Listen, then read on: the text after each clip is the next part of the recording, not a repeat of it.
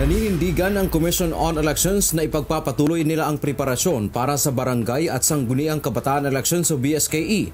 Ito ay sa kabila na ganap ng batas ang panukalang batas na nagtatakda ng bagong termino ng barangay at SK officials na ang resulta ay maipagpapaliban ng halalan. Kami naman po ang inyong Commission on Elections, hindi po namin inihinto pa rin. Hanggang ngayon po tuloy pa rin yung aming pong paghahanda at ngayon magsisimula na kami ng paghihiring, pagtanggap ng mga opposition sa mga nag-apply na more or less 2.8 million na mga applicants for registration. Ayon sa COMELEC, inaasahan na nilang may dudulog sa Supreme Court upang questionin kung naaayon ba sa konstitusyon ang nasabing batas. Kapag nag-issue ng Temporary Restraining Order o TRO ang hukuman, ay matutuloy ang halalan. Ang mahirap ay kung hindi sila naghahanda, magkakaroon ng malaking problema.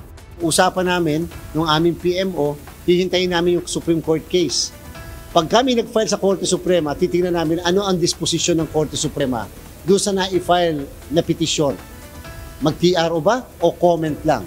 Kamakailan ay sinabi na rin ng veteranong election lawyer na si Attorney Romulo Macalintal na unconstitutional ang panukalang batas dahil sa paglabag sa due process at karapatan ng taong bayan sa pagboto. Una nang dineklara ng Supreme Court na labag sa konstitusyon ang Republic Act 11935 na nagpapaliban ng 2022 BSKE matapos questionin ni Macalintal. Dante Amento, UNTV, News and Rescue. Diyos ang aming sandigan, serbisyo publiko ang aming pinahahalagahan.